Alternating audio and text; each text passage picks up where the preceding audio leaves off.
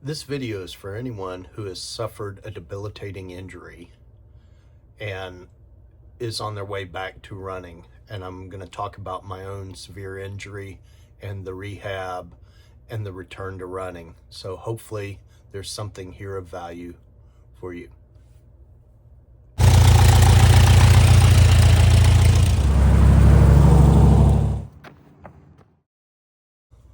So the marathon mouse ears were sitting down here, and I realized I don't have any occasion to ever wear them. So I stuck them on for the intro. That's why. I also noticed that I did those first two videos in early February where I was out walking, and I don't know that I have gone into great detail on my own injury. So the answer is, almost a year ago, the wife and I were in Ireland. We were in line to go into the Guinness Brewery for a pre-game celebration for the college football game over there. And we were in the queue line with the metal fencing, and some local kids started shooting bottle rockets into the crowd. And one of them went off right next to me and the wife. And without thinking, I vaulted the metal fence to go chase them off. And I vaulted, landed on my feet, took off to start running, and about 100 feet later, face planted very badly. My right leg would not work. And my first thought was that I had somehow broken my leg, but I was able to get up and hobble back, had to go back and retrieve my glasses, realized I couldn't see. And it turns out I separated my hamstring right at the top where it attaches to my backside, and did not know at the time what it was. And we were only halfway through our trip. So I hobbled around for another 6 days or so. And the bruising was horrific, but then it started getting better, and I was moving around a little better and thought, okay, whatever I did, it's healing. And we get back to the States, and I thought, okay, I'll get it checked just in case. And I go to the doctor's office. He's like, yeah, we need to send you across the street for x-rays and MRIs. And I'm like, it's that bad, but it's getting better. And he goes, yeah, I don't think so.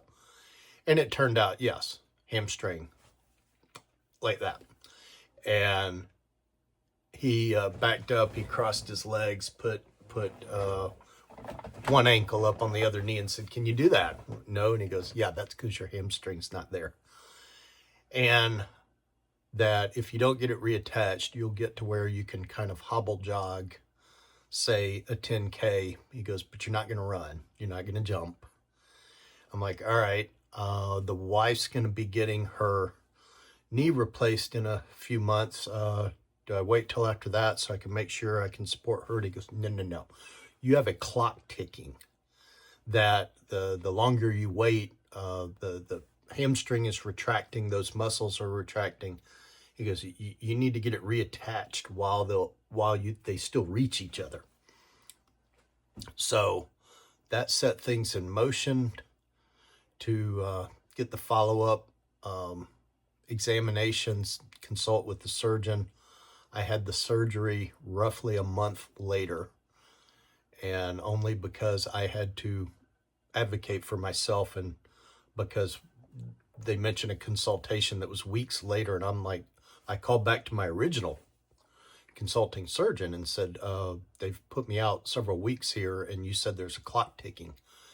And my phone rang later that day, and they're like, all right, we'll have you in here tomorrow to talk to us. And the original consulting doctor said, you don't want to get it done here. You want to go to this guy over next town over. He specializes in this, that he does it almost daily. And a friend of mine from church works in the medical field, and she asked around and came up with the same name. And so it was a really nice confirmation that, yep, this was the guy. Don't want somebody that only does this every now and then. So went in, had the surgery, was quite concerned about how it would come out. Woke up, they had me sitting up in the bed, and as I came out of the anesthesia, I'm looking down and I see my toes and realize I did not have a big searing pain down my leg, which told me he had not hit the sciatic nerve. And at that point, I'm like, yay, it's going to be better. And they told me that the leg was, the repair was load bearing at that point, but you're not going to like it if you put a load on it. And indeed, things were pretty tender, and ice packs were my friend, as was some pain medication, even though I only used that for the first day or two. After that, it was just Tylenol and a lot of ice packs. Had several, keeping them in rotation between ones I was sitting on and the ones that were chilling. And was told roughly December, 3.5 months of healing before it's considered healed up enough to begin serious rehab work. So I was going to PT and doing all of the physical therapy that I was told to do. But then right around Christmas was when it was deemed ready for me to begin running again. And I'm going to do air quotes for running because it wasn't quick. In fact, I had to develop a return to running plan with my surgeon and my physical therapist. And it was going to be about 3 months. And it started with walking like 50 yards to the street corner up there from my door, walking up there and back, and then doing that a couple of times a day as things got better. And my physical therapist said, keep strides short, you're just trying to get movement. And even though I was doing the physical therapy, and even though I was staying active, just moving around the house, it is amazing how much muscle tone I lost. I could not believe how much muscle tone I lost. And it became apparent quickly. But after the street corner, it then became, he's like, no more than a quarter mile, which is to the other end of the street, to the far cul-de-sac and back. And started doing that. And again, it was do it once a day and then ramp up to doing it a couple of times a day. Short strides. And if I look at my Garmin, I'm doing 25 minute per mile pace, which I am not a fast runner, but even that to me seemed glacial because my walking pace is typically fast. And then it started extending into half-mile walks, 1 mile walks.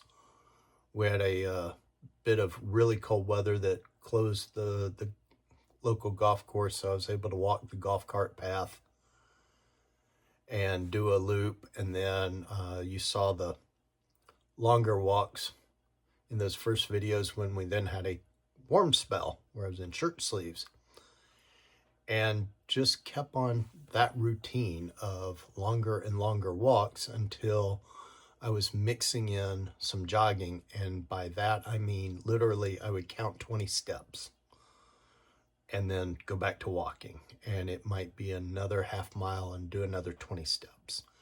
And 20 steps became 40 steps, became 50 steps, until I was jogging, for 30 seconds or more. And I mentioned that alternating in that I've adopted the Galloway run, walk, run method as I ramp back up, and my own method, which I tongue-in-cheek called HARM for half-ass running method. I would pretty much run between water stops, and since most water stops are about a mile apart, those were my walk intervals, and it became clear I needed even shorter intervals. So went to Galloway, and I mean, we're talking 30 seconds on, 30 seconds off type. And that is what to this day I'm still doing. I've changed the interval, more like 45 seconds running, 30 walking. And it's been working. I'm up to 3.5, 4 mile weekday runs, which I do roughly every other day. And I've done some longer runs on the weekend up to 5 miles. And my pace has kept falling. I was happy to see it, 15 minutes down to 14, down to 13. And cold front came in this week, and boy, did that feel good. And sub 11-minute mile pace right now, and that was on a 4-mile run. And am I going to get much faster than that? Probably not.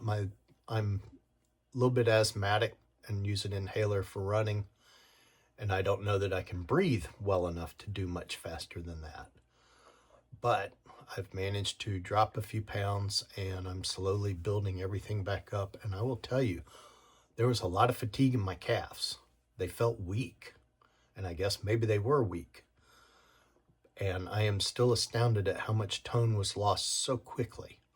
So what I'm saying is, besides doing your physical therapy, realize that that time off means you've got to recover some strength. And it's not like taking a break between races where you're still otherwise walking around. I mean, I was darn near sedentary for a bit and really lost a lot of tone. I had shin splints, particularly on my right leg, the damaged one. My knees hurt a little bit because of the period of inactivity. So just realize it's a process, and it's a slow process.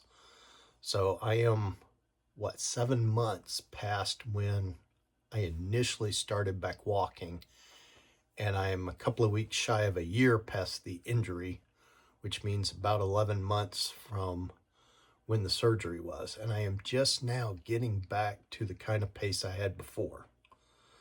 So I would say patience, Padawan, but it will come.